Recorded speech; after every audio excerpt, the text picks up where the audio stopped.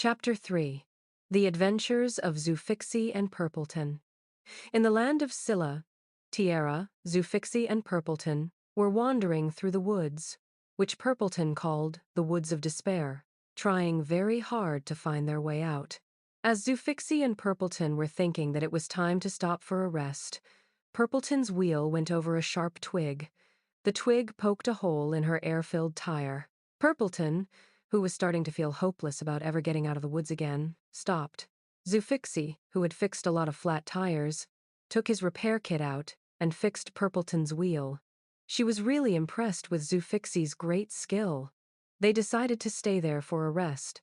Zuphixy's stomach growled and he realized that he had had no breakfast, but had no food with him.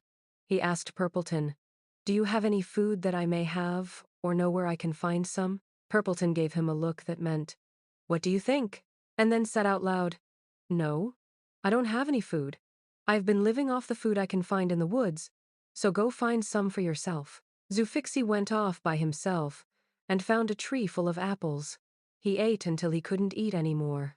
Purpleten found some leaves that would be poisonous to Zuphixy, but to her they were like candy.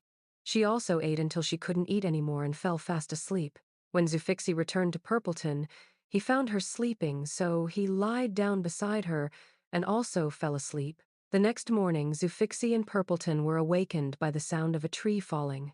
They saw that a tree only a few feet away had fallen across their path.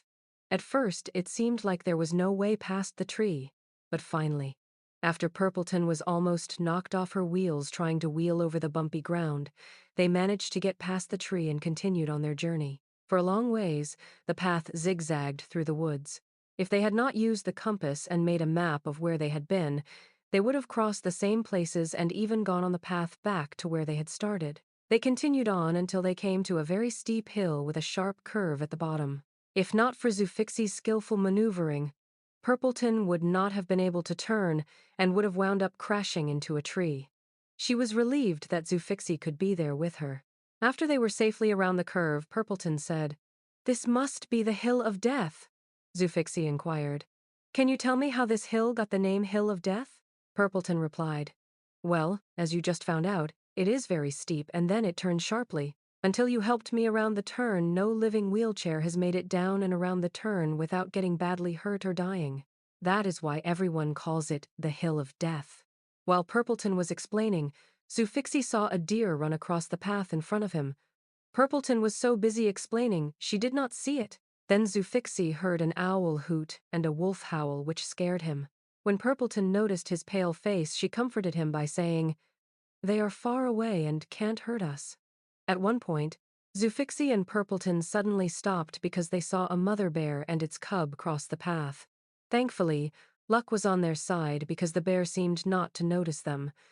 Zuphixy and Purpleten slowly kept going once the bear was out of view. Zuphixy said to Purpleten, who was so scared she was shaking, "That was a close call. We could have been attacked by that bear, but maybe because you are a wheelchair he thought you weren't edible."